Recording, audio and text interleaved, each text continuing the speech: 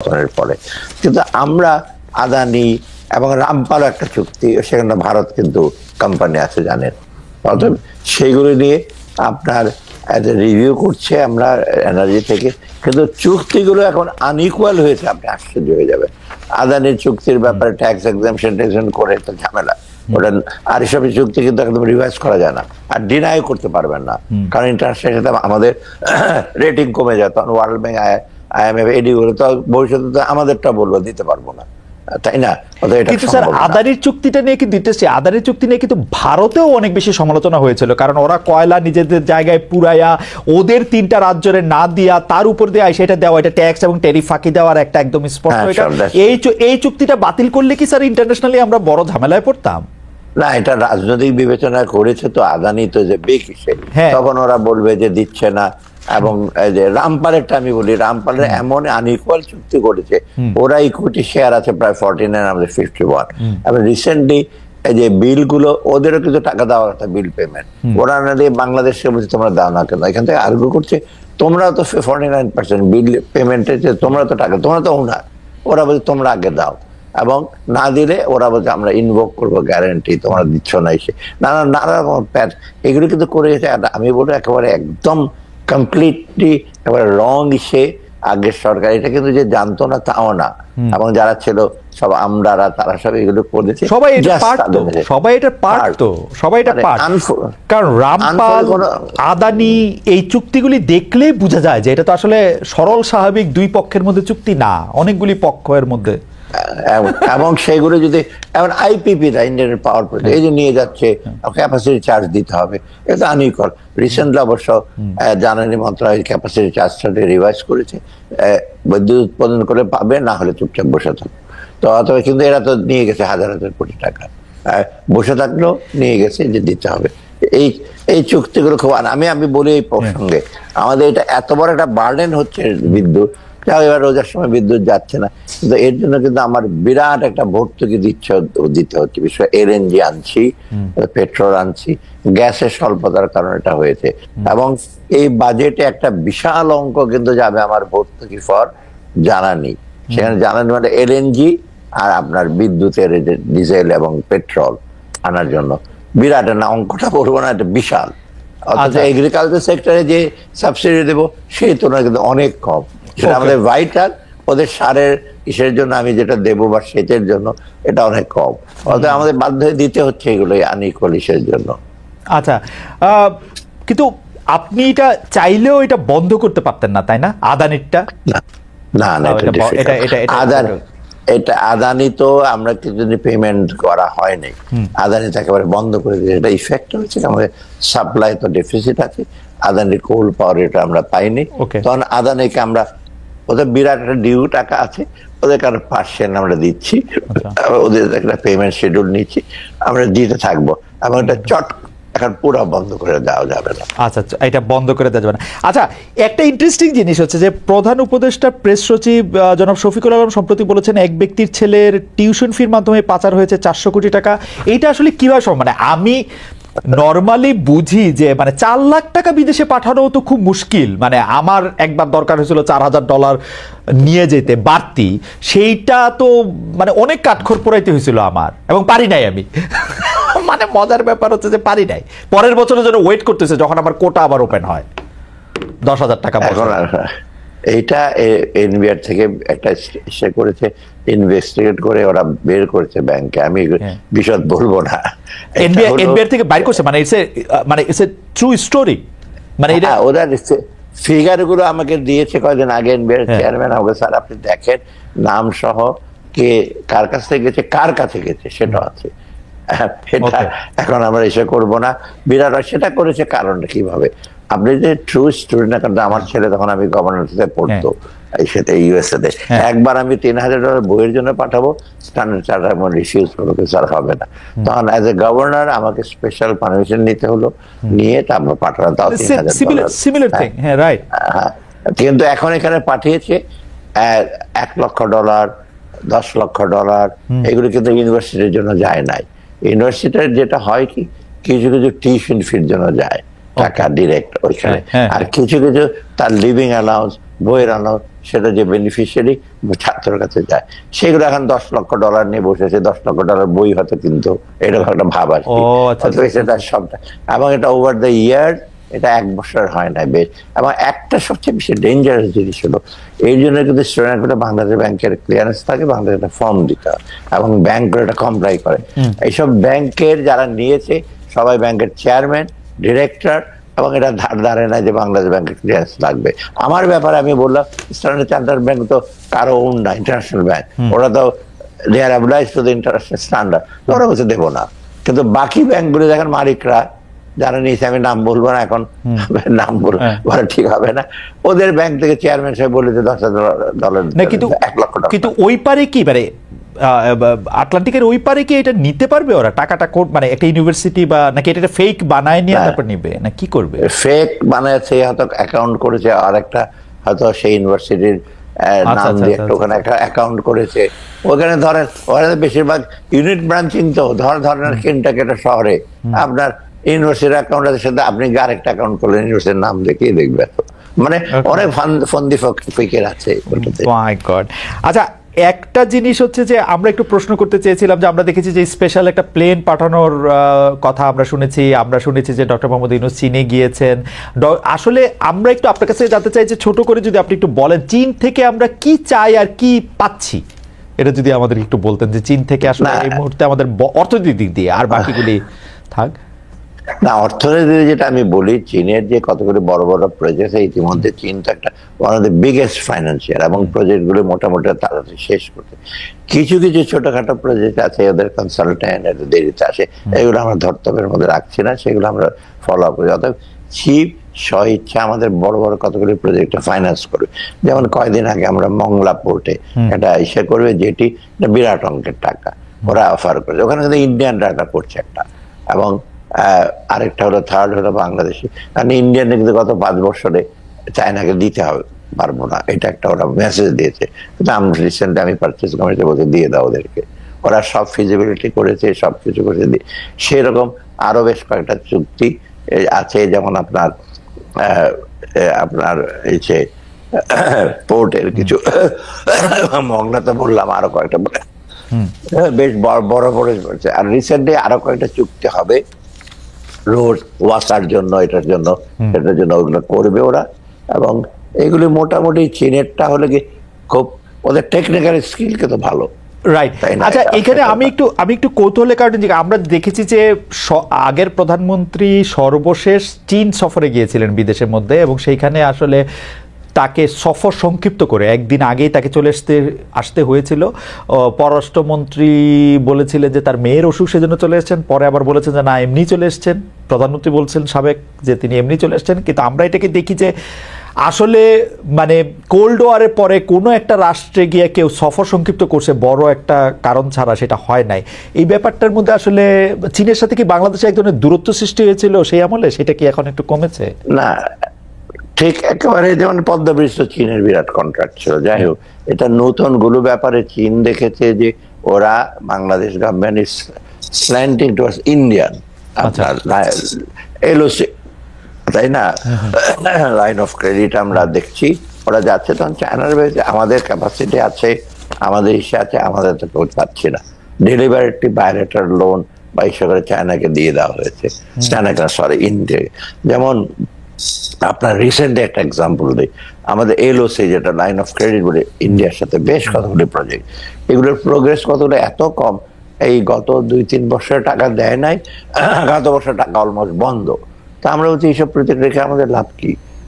এরা রিসেন্টলি একটা joint group আসছে, ইআরডি সেক্রেটারির সাথে বসছে, আমাকে জানো স্যার 9টা কি 10টা প্রজেক্ট আমরা বলে দিয়েছি যে উইথড্র করো তোমরা, আমাদের দরকারই নাই, দরকার নাই। তো ওরা কিন্তু মহানন্দে রাজি হয়েছে। কারণটা কি? প্রথম ওরা দিতে চায় না টাকা এখন, আর এটা তো আপনি বুঝতেই পারছেন যে বেঁচে গেছে। বাংলাদেশ যখন রাজি হয়েছে তা আমরাও না করে দিই। অতএব এইসব ওরা কয়েকটা প্রজেক্ট, মানে 9টার মতো আমরা বলেছি আর এগুলো পার্সু করবো না। আর কয়েকটা আছে, যেমন রূপপুরে একটা ইসে আছে, আরো কয়েকটা জায়গা আছে, ওদের ওরা করুক। অতএব এখন দেখা যাচ্ছে যে আমরা ভারতের প্রতি এত আর ডিপেন্ডেন্ট না। চীন কিন্তু অলরেডি ভাবে আমাদেরকে এগুলোতে আসবে। আচ্ছা। শুধু চীন না, আমি এক্সাম্পল দিই, যেমন একটা দুইটা জায়গায় রেলওয়ে আছে যেটা ইন্ডিয়া করতেছে অলরেডি, তখন ওয়ার্ল্ড ব্যাংক আর এডিবি বলছে যে আমরা একটা ফিজিবিলিটি স্টাডি করবো, আমার মনে একটা ওয়ার্থ দ্য প্রজেক্ট, কিন্তু ইন্ডিয়া চলে গেছে, তখন ওরা বলছে যে এগুলো খারাপ নাই প্রজেক্টগুলো, কিন্তু ওরা তো অর্থ দেয় না, সেটা আমরা বন্ধ করে দিই। আচ্ছা স্যার, আওয়ামী লীগ পতনের পর যারা আপনাদের নিয়ে সরকার গঠনে ভূমিকা রেখেছে, মানে আপনাদেরকে যারা ইনভাইট করে এনেছে বা আপনাদেরকে যারা অনুরোধ করে এনেছে, তাদের যারা মাঠে রাজনীতিতে সক্রিয় ছিল, তাদের মধ্যে আমরা পাল্টাপাল্টি দলগুলির মধ্যে আমরা পাল্টাপাল্টি দেখতে পাচ্ছি। কেউ বলছে চাঁদাবাজি আওয়ামী লীগ থেকে কেড়ে নিয়ে অন্য দল দখল করছে, কেউ অভিযোগ করছে কোনো দল ব্যাংক দখল করছে। আমি যে জায়গাটায় আসতে চেয়েছিলাম, এমন অভিযোগ করা হচ্ছে যে পুঁজিবাজার নিয়ে, যে এক দরবেশ গিয়ে শেয়ার বাজারের নতুন দরবেশ বা দরবেশ শাহ এসেছে, এসব বিতর্ক বা কাদা ছড়াছড়ি কেমন দেখেন? আমাদের শেয়ার বাজারের উপরে আমাদের আস্থা ফিরে এসছে কিনা এই 7 মাসে, বা ফিরে মানে এখনো ম্যানিপুলেশন চলছে কিনা? না, ছাত্রদের যেটা বললেন, অনেকেরা বলছে, বিশেষ করে প্রতিপক্ষ যারা পলিটিক্যাল পার্টি, ছাত্ররা কিন্তু র্যান্ডমলি এত বিরাট বিদেশে ছোটখাটো তদবির করে, ওটা খুব একেবারে যে ইসে করবে তা না। যে আওয়ামী লীগ এসে করতো 1000 কোটি টাকার প্রজেক্ট নিয়ে যেত, ওরা ছাত্রদের ওই ক্যাপাসিটিও নাই বা ওদের সাথে লিঙ্কেজও নাই। বড় বড় ইন্ডাস্ট্রি আছে, কিন্তু অন্যান্য পলিটিক্যাল পার্টি বেশি, তারা একটু তদবির নিয়োগ ভাতা নিয়োগ, ওটা হয়তো কিছুটা। কিন্তু আপনি যেটা প্রশ্ন করলেন যে আপনার কি জানি ছিল সেকেন্ড ইস্যুটা, যে পুঁজিবাজারের এক দরবেশের মধ্যে নতুন দরবেশ আসছে কিনা, ব্যাংকগুলি নতুন করে কোনো দল দখল করতেছে কিনা? না, ব্যাংকগুলোতে যেমন রিফর্ম করার পরে ব্যাংকগুলোর নতুন বোর্ড, সেখানে কিছু কিছু ইস্যু আছে বোর্ড মেম্বারের ব্যাপারে, কিন্তু ওই আগেকার দিনের ওই আগের যে গভর্নমেন্টের যে কিছু একদম ওদের সাথে তোল বিবাহ তারা খুবই কম আছে। তবে নাই যে সেটা আমি বলবো না, ওরা আছে, ভেতরে ভেতরে আছে। তো এটাকে চেক অ্যান্ড ব্যালেন্স। আর পুঁজিবাজারের ব্যাপারটা আমি বলি, পুঁজিবাজারটা ধ্বংস করে দিয়েছে আগের 2 চেয়ারম্যান যারা। ওটাকে যেমন সালমান সুকুকের 3000 কোটি টাকা নিয়ে চলে গেছে সুকুক বন্ড, এবং এটা বন্ডটা ফাইন্যান্স করে সোনালী ব্যাংক হিসেবে টাকাটা নিয়ে চলে গেল। সেই রকম আপনার শুধু সালমান রহমান না, কিছু কিছু বড় বড় এসে যারা so call asset management company crore crore টাকা, 100 কোটি টাকা নিয়ে গেছে। কয়েকজন আবার কেস করেছে, মানে এখন খুব ভালো ওরা কেস করে জিতবে। এখন যেটা একদম ধ্বংস করে দিয়েছে, যেটা ফ্লোর প্রাইস দিয়েছিল, যেমন এই যে আপনি ফ্লোর প্রাইস যেন না নামে, যেমন সালমানের সব ফ্লোর প্রাইসে ঠেকে রাখছে, তার নতুন নতুন আইপিও দিয়েছে, সবাই মিলে কিন্তু একটা অরাজকতা ছিল। সেটা পুঁজিবাজারে এটা হয়েছে। আর স্মল যারা, ওরা ব্যাপারটা জানে না, ওরা দেখে আগে ইন্ডেক্স বাড়তো, সূচক বাড়তো, ভালো। আচ্ছা, সূচক বাড়তো প্রিজামটিভ, আমরা শেয়ার প্রাইস 100 টাকা থেকে 200 টাকা আপনি বিক্রি করতে যান, 200 টাকা কেউ কিনবে না। কিনবে কোনটা? গ্রামীণ ফোনেরটা কিনবে, বার্জারেরটা কিনবে, লিন্ডেরটা কিনবে, তাই না? আপনি এখানে এটা এগুলো আমরা বলি প্রিজামটিভ, এটা কোনো রিয়েলাইজেশন না। এবং ওরা নিয়ে হইচই করে, মিছিল দেয়, পুঁজিবাজারে বাদ। কারণ এই চেয়ারম্যানকে বাইর করা হয়, he is one of the most honest person, very efficient banker, city ব্যাংকের চিফ ছিল সে। এখন সে এসে করছে কি, সবগুলো যেমন বেক্সিমকে সে 120 কোটি টাকা জরিমানা করলো, সাকিবকে 50 লক্ষ টাকা জরিমানা করলো, নিয়াজ মোর্শেদকে ধরছে। আর লোকে বাজে সাফিকে কি ফেরেস্তা, এই ফাইনটা কিন্তু 2022-23 সালে নির্ধারণ করা ছিল, নেয় নাই কেউ। সে বলছে টাকা দাও, কয়েকদিন আজকে আবার একজন কালকে না পর্যন্ত 120 কোটি টাকা দিতে হবে। এইগুলো করার জন্য মার্কেটটাকে কারেক্ট করার জন্য সে চেষ্টা করছে যে বাজে লোকগুলো, তার মধ্যে থেকে যারা করা যেটা পুঁজি ভেতরে ছিল তারা কদিন আগে অ্যাটাক করেছে, এই করেছে, ওরা কিন্তু পার্ট অফ ইট। অনেকে বলে থাকে যে আপনি 2টা গুরুত্বপূর্ণ পদে আপনার কোনো আত্মীয়কে না বন্ধুকে পরিচিতকে নিয়োগ দিয়েছেন, এ কথা কি ঠিক যে পুঁজিবাজারে আপনার কোন আত্মীয়কে নিয়োগ দেওয়া হয়েছে গুরুত্বপূর্ণ পদে?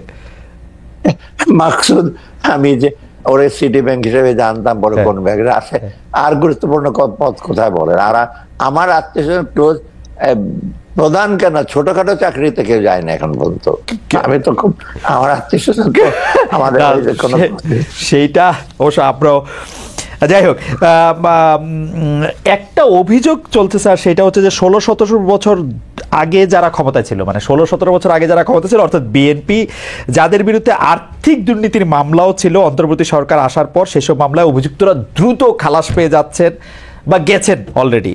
এই 15 বছর করা অনেক মামলা থেকেই তারা খালাস পেয়েছেন। এই খালাসগুলো আপনি আসলে কিভাবে দেখছেন? মানে কিছু তো পলিটিক্যালি হয়েছে, কিন্তু কিছু তো আসলে কিছু সাবস্টেন্সও আছে, তো তারা যে এত দ্রুত খালাস পাইতেছে, এটা কেমনে? মানে সেটা আসলে প্রেক্ষিতটা চেঞ্জ হয়ে গেছে। তো এখন হচ্ছে কি, যারা যারা খালাস পাচ্ছে, বিশেষ করে পলিটিক্যাল গুলো তো খালাস পাচ্ছে বিকজ পলিটিক্যাল রিজনে করছে, এই যে চিফ জাস্টিস বা জাস্টিসরা দেখছেন।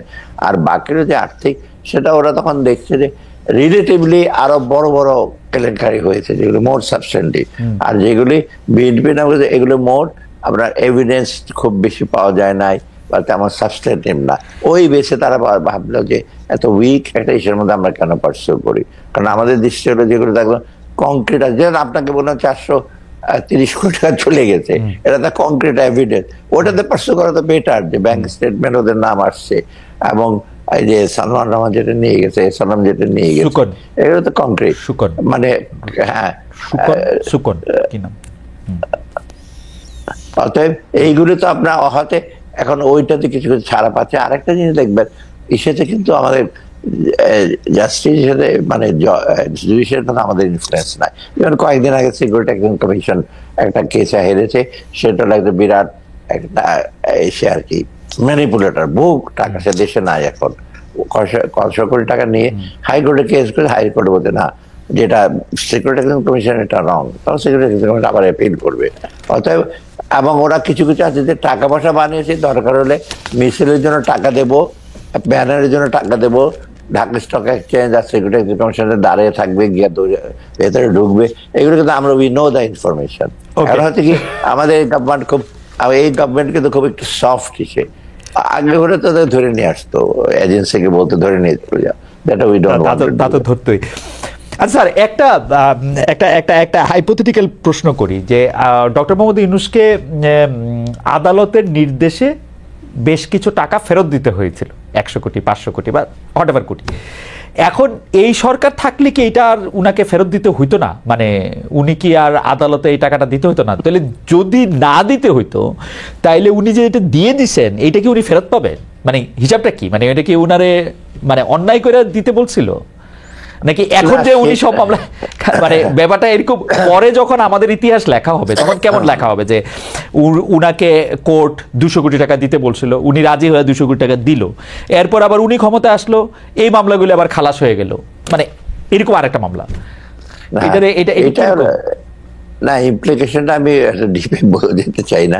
এটা হলো সেই সময় যে মামলাটা করেছিল, ওতে কিছু ম্যারিট হয়তো ছিল, বলেছিল, এখন উনি এটাতে ইস্যু করেন নাই, এখনো পার্সিউ করেন নাই। বাকিগুলো কিন্তু, এটা কিন্তু অনেকগুলো মামলা, এই যে ওয়ার্কার্স ফান্ড কম্পেনসেশন নিয়ে, বাকিগুলোতে কোনো ম্যারিট প্যানেল যেটা এটা ইস্যু করেছে, এটা কিন্তু আগে মোটে, যেমন আমি বলি, ইউনূস সাহেব যখন গ্রামীণ ব্যাংক ছাড়লেন, কেসে হারলেন, এটা কামাল হোসেন সাহেবের মতো লোক গিয়ে ডিফেন্ড করলেন, এবং রেহমান সাহেব তখন চেয়ারম্যান ছিলেন, তখন তাকে এক্সটেনশন দিল। ওরা বলে যেটা এটা রেশনাল ডিসিশন, বাংলাদেশ ব্যাংক থেকে কোনো অবজেকশন দেয় নাই, কিন্তু যা এটা করেছে এক ব্যক্তি, আপনি জানেন কে ছিল, তার হাজবেন্ড এটা লিখে টিকে জাজমেন্টটা দিয়েছে, আপনি নামই তো জানেন কে, আমি নাম বলবো না, যার স্ত্রী মন্ত্রীও ছিলেন, তারা গিয়ে দিয়ে আসছে, ওনার দিলেন। তো ওই রকম ম্যানিপুলেশন তো এখন out of question. Late chief justice যিনি আছেন, ওরকম ম্যানিপুলেশন না আসে শুনলে একটু মানে দ্বিধা লাগে, মানে এর চেয়ে কম আসে কিনা, মানে ধরেন ওই সময় 100 আসতো, এখন ম্যানিপুলেশন 20-এ নাইমে আসছে, আমাদের অবস্থা কি এরকম নাকি শূন্য? মানে আমি কোর্ট কাছারির কথা বলতেছি। না, কোর্ট কাছে আমার জানা যায়, সিকিউরিটি এক্সচেঞ্জ কমিশন তো হারলো একটা কেসে, কোটি কোটি টাকা নিয়ে গেলে ইনকোয়ারি আছে, কোর্ট বলছে যে ইনকোয়ারিটা প্রপার হয় নাই। এখন আমি ওদেরকে বলছি, তোমরা প্রপার ইস্যু করে ইনকোয়ারি করতে, ফাইন্ডিংসটা কি। কিছুদিন আগে বেক্সিমকে আমরা বোর্ড চেঞ্জ করেছি, সেটা তো প্রথমে স্টে করলো ওরা, ইন্ডিপেন্ডেন্ট 11 জন করে দিয়েছি, তো স্টে করলো, পরে আবার অ্যাপিলেট ডিভিশনে গিয়ে অ্যাপিলেট ডিভিশন না প্রপার, তোমরা বেক্সিমকে ওই নতুন বোর্ডে চলবে, পুরনোরা গিয়ে যারা সালমানের সঙ্গী তারা একটা কেস করেছিল, আমরা তো এসে করি নাই, ম্যানিপুলেট করিনি, প্রথম হচ্ছে স্টে হবে না। স্যার, আমাদের একজন দর্শক মানে অনেক আগে যেহেতু প্রশ্ন করেছেন, আমাদের অনেকে এই প্রশ্নটা করলেও উনার নামটা আমরা সামনে আনছি, কারণ উনি অনেকবার এই প্রশ্ন করেছেন। ওনার নাম শাহাদাত রুবেল।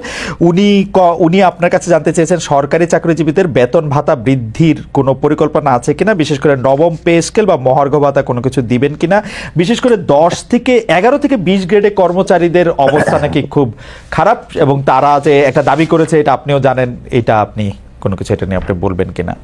না, এটা প্রথমত পে স্কেলটাকে তো একটা ডেমোক্রেটিক গভর্নমেন্টের পে স্কেল আমরা টাচই করবো না। আচ্ছা। বুঝতে পারছেন তো, ডক্টর ফরাসুদ্দিন সবাই করে গেছে, এগুলো কিন্তু আমরা করতে পারবো না। এবং এই জন্য আমরা কিন্তু এসে আছি যে বহু লোকের বৈষম্য হয়েছে, পে স্কেলে ঝামেলা হয়েছে, টাইম স্কেল বন্ধ করেছে, গ্রেডটা ঠিকভাবে করে নাই, সেগুলো আমরা টাচ করতে পারছি না। কারণ পে স্কেল কিন্তু বেতন না, ভাতা, dearness allowance, time scale, promotion নিচে, ওগুলো সব রিলেটেড। এখন যেটা কিছু কিছু দাবি আসছে, বিশেষ করে ডিয়ারনেস অ্যালাউন্স, মহার্ঘ ভাতা, এটা সেটা, এটা আমরা দেখছি, এটা ফাইন্যান্স মিনিস্টার আমরা এক্সামিন করছি। এখানে হলো কি, এগুলি বিশেষ করে এগুলো তো আমি জানি যে কোনরা কারা সবচেয়ে বেশি এফেক্টেড, যারা একেবারে 10 থেকে 13, 1-2রা, ওরা এতটা না। তো আমরা এটা পর্যায়ে, কিন্তু এখানে কতগুলো জিনিস আছে যে আমরা যদি এটা করি, গভর্নমেন্টের ওই মহার্ঘ ভাতাটা, এখন এইটা কিন্তু ইনফ্লেশন একটা টেন্ডেন্সি, চট করে কয়েক হাজার কোটি টাকা তাদের হাতে যাবে। হাতে যাওয়া মানে অনেক দূরের পুঞ্জীভূত টাকা তারা খরচ করবে, তাই না? সেটা আমরা একটা কষ্টে দেখছি, টাইমিংটা সেটা। তবে এটা সক্রিয় বিবেচনা আছে, আমরা দেখবো কখন কি করা যায়। আরেকটা জিনিস, এটা হলো অনেক সময় কি অন্যরা তখন আসবে, অটোনমাস বডির, ওদের তো গ্রেড আছে, যেমন আপনার ওয়াটার ডেভেলপমেন্ট বোর্ড আছে, পাওয়ার ডেভেলপমেন্ট আছে, আপনার ওরা বলে যে আমরা তো এই গ্রেডে অনেক আটকে আছে, আমাদের কি। তো এটা কিন্তু বিরাট ইসে হবে, চাপ পড়বে।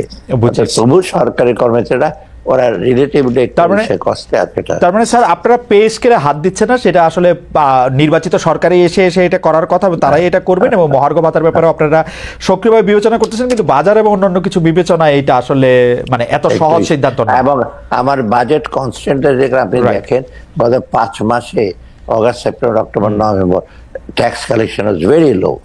মানে আপনি ব্যবসা বাণিজ্য প্রায় 3-4 মাস বন্ধ ছিল, এখন পিক আপ করছে। আমার তো সেই রিসোর্সটা দেখতে হবে। আমার যখন ডোনারদের কাছে যায় বাজেট সাপোর্টের জন্য, ওরা তোমার তুমি ইসে বাড়াও, তোমার রেভিনিউ বাড়াও। আমি যে রেভিনিউ এখন জানুয়ারি থেকে শুরু করেছি, ফেব্রুয়ারি, মার্চ, অত এখানে ইসে আছে, কি জানি কনস্ট্রেন্ট আছে। কিন্তু আমরা অন্য জিনিস কিন্তু বাদ নেই। যেমন আপনি বলি, এই যে 300 গাড়ি পড়ে গেছে, পুলিশকে 100 কোটি টাকা দিতে হলো, আমার গাড়িগুলো তো দিতে হবে, তারপরে অন্য এগুলো তো আমি কোনদিন বন্ধ করি নাই। হ্যাঁ, ডেফিনেটলি। স্যার, গতকাল এক অনুষ্ঠানে এনবিআর চেয়ারম্যান বলেছেন, আপনি জানেন কিনা জানেন, রেমিটেন্স করমুক্ত নগদ প্রণোদনার সুযোগ নিয়ে এক ব্যবসায়ী 730 কোটি টাকা দেশে এনেছেন, কিন্তু তিনি ওই ব্যবসায়ীর নাম বলেননি, তবে জানিয়েছেন ব্যবস্থা নেওয়ার পর সাংবাদিকরা নাম জেনে যাবে। এই বিষয়ে আপনি কতটা জানেন? সত্যি সত্যি এটা আসলে সম্ভব? মানে এটা এনবিআর আরেকটা কেস দেখতে পাচ্ছি।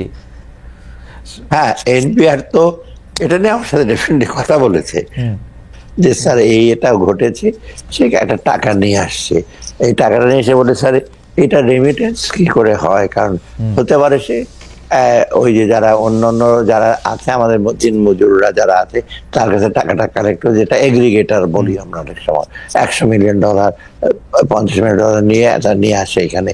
তো অতএব সে হয়তো এটা করেছে, অথবা সে কিছু টাকা পাচার করেছে, এটাকে রেমিটেন্স বলে বৈধ করার জন্য নিয়ে আসছে। রেমিটেন্সের সুবিধা, আপনি তখন আর ধরবেন না, এই যে তুমি পাচার, সে পাচারের যে ইনভেস্টিগেশনের হাত থেকে বেঁচে যাবে। কিন্তু এখন প্রবলেম হবে এটা দেখাতে, এনবিআর দেখছে যে কোথেকে এলো, তার সোর্স কি ছিল। এখন দরকার তার ব্যাপারে এটা আসলে অর্থ পাচারের লিঙ্ক কিনা, বা করাপশন লিঙ্ক কিনা, বা অন্যখানে ম্যানিপুলেশন করেছে কিনা। অতএব